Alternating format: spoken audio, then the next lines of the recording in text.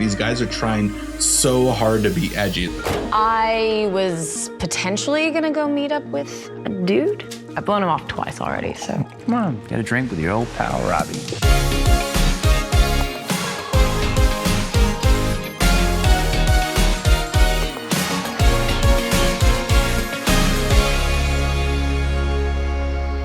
Drive-by movies, you're watching Fresh releases. My name's Blaze. And my name is James. And this week we're talking Shudder's brand new original film, Christmas, Bloody Christmas.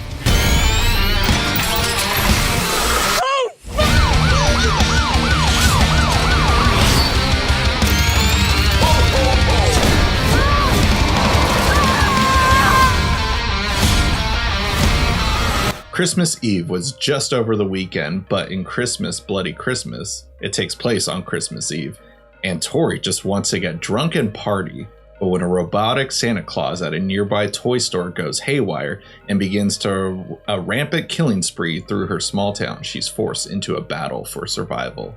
So this movie comes from Joe Begos, the director of classic films Bliss, VFW, The Mind's Eye, and Almost Human. I have seen 3 of those 4 movies, and I absolutely hated those movies.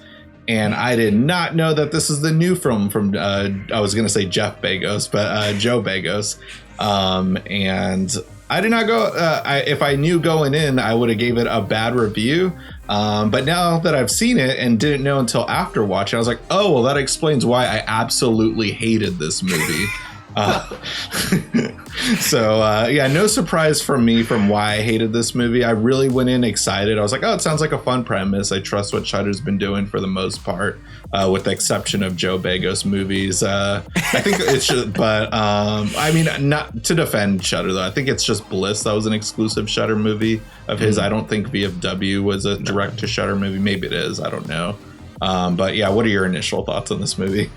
Dude, I have to say, so I kind of agree with you for the most part. I feel like I haven't loved much of his stuff or even enjoyed it all that much. I think maybe VFW was probably like his best movie overall, but it's still like kind of rough. But I will say, as time passes, I feel like more of his movies, like being like that he's building like more and more of a portfolio, more and more films.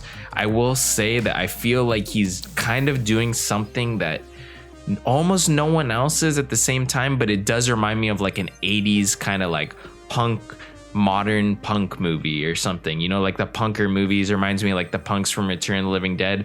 Although in all of his movies, none of the characters are iconic as some of those characters or even likable, to say the least. But that's my problem. Yeah, they're not likable. You were saying though.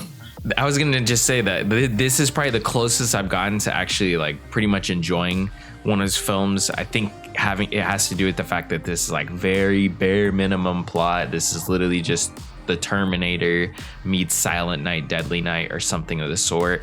And I mean, when it comes to holiday horror movies, a lot of people might say, you know, Halloween or horror movies placed around Halloween, not specifically just the Halloween movies, you know, but any horror movie placed around the Halloween holiday is obviously going to be the most fun. But I have to say, I think honestly, I feel like there's more Christmas horror movies than even Halloween style horror movies. I could be wrong there, but honestly, I feel like there is so many like Christmas horror movies. It's weird. Like, why is there no Easter horror movie? Or I mean, there's just one-off holiday movies for every holiday, but I wonder why Christmas, you know, gravitates towards being a Black Christmas, I guess, or a dark horror movies, you know. It's an interesting point because, yeah, I'd say every year we do get a new horror film that's centered around Christmas versus Halloween. Yeah, we get a lot of horror films coming out the month of Halloween. But with the exception of the Michael Myers movies, what movie actually takes place during Halloween? Not really a whole lot. And whenever we do get a movie, it's usually like an exploitation action movie. Like, first thing that comes to mind is The Guest. A movie that's not necessarily a horror film, but kind of. And it's like takes place during Halloween, but it's more of an action-based movie. versus, yeah, we constantly keep getting these Christmas themed movies. And this one I'd say is probably my most enjoyed movie by Joe Begos, but it doesn't mean like I necessarily liked it. Definitely what holds it back is, again, just the characters. Like, I really like his visuals, especially in Bliss. I didn't really care for the mind's eye visuals, but that was a very indie, low budget movie. Like, you know, he was working with what he had and stuff, and it was just like cracked me up too much sometimes with the constipated faces that the characters made in that. But with Bliss, it was just unlikable characters where I just felt like these are posers trying to act like rockers and stuff. And it felt a little bit more natural here, but just like, I was just like, nobody talks this way. Nobody flirts this way. Why would anyone want to hang out with people like this and stuff too? Like, you know, this is a town, it was shot in Placerville, California, a town that I really liked. I thought it was a cute town. And when I was going through that, I think I only spent like 2 days there, but it's a really cute town and stuff. And they use it very well visually within this movie, and works well for the Christmas setting too.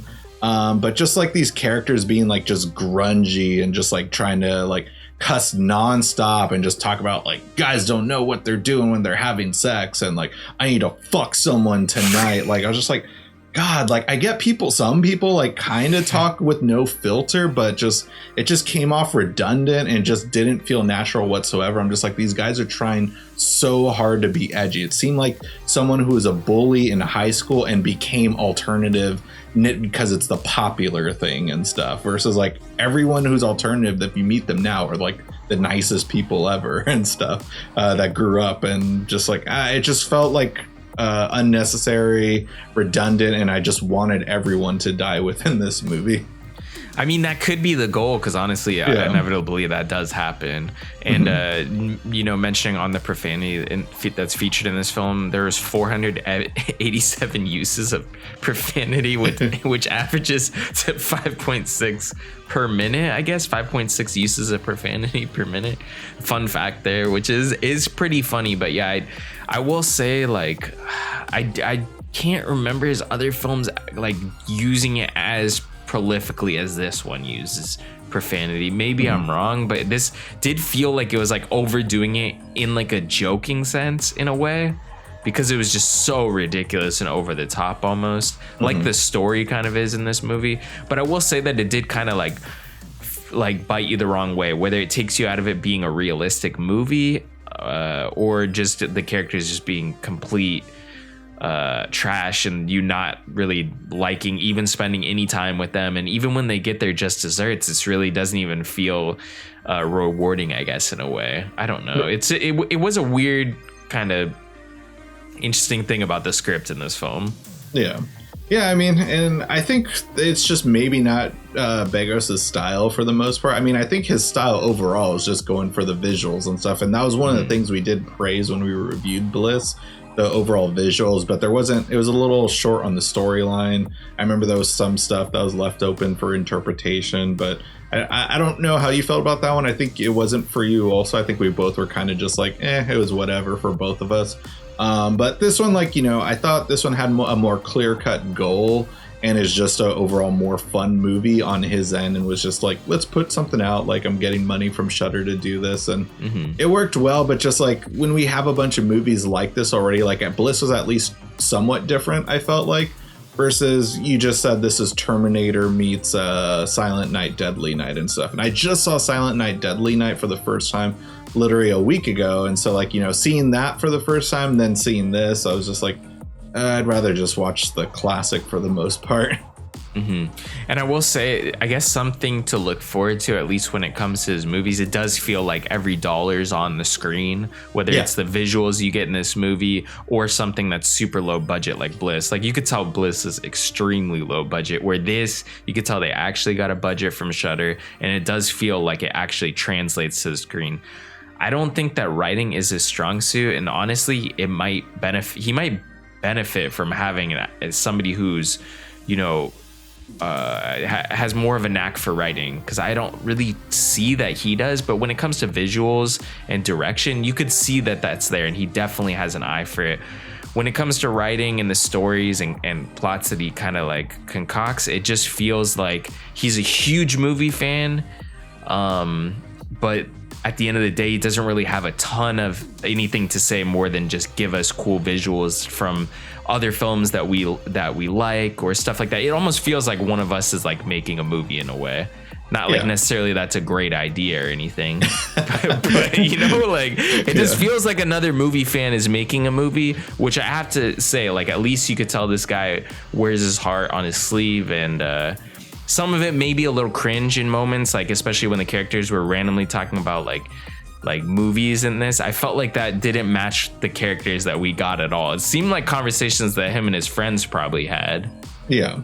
No, I mean, yeah, I could see that. And just, but like one thing, like one of the problems also is just like this main character that we have also, it almost becomes like a silent film in the final 20 minutes with the showdown with the Santa Claus, like because it's not a lot of dialogue, it's just like a lot of screaming and just a lot of violent moments and stuff. And I'm just like, how long is this, like, you know, this climax going to be going on for a short film and stuff? Like the film is I think it was just barely 90 minutes. It might have been just a little bit under, maybe a little bit over, but it felt short and never dragged. I'd say, like, I was like entertained, but I was just like, all right, let's just get this over with though. And like I just feel bad because that's not a feeling I went in. Like I actually like was cuddled up late on a Saturday night excited to watch a horror film about a killer Santa Claus, but just when we started off like that way, I was just like disappointed, I guess you could say. Yeah, fair game.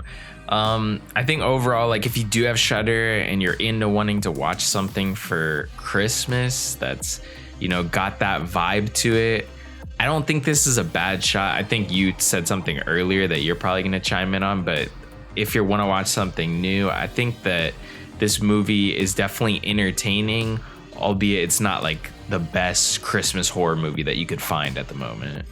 Exactly, yeah. Black Christmas, I think, is just never going to be beaten. But, you know, let us know what you thought. Like, I think Joe Begos has a big, you know, following for the most part and stuff. Like, let us know if we're wrong and why you like him. I'm curious to hear it, just because I don't have anyone to really talk shit about my thoughts on his movies to me. So I'd love to hear, like, you know, why everyone loves him. Maybe it'll give me a different outlook. So, you know, check out the movie. It's on Shudder. You could also rent it through our Amazon affiliate link in our description box below, and come back here to let us know what you thought.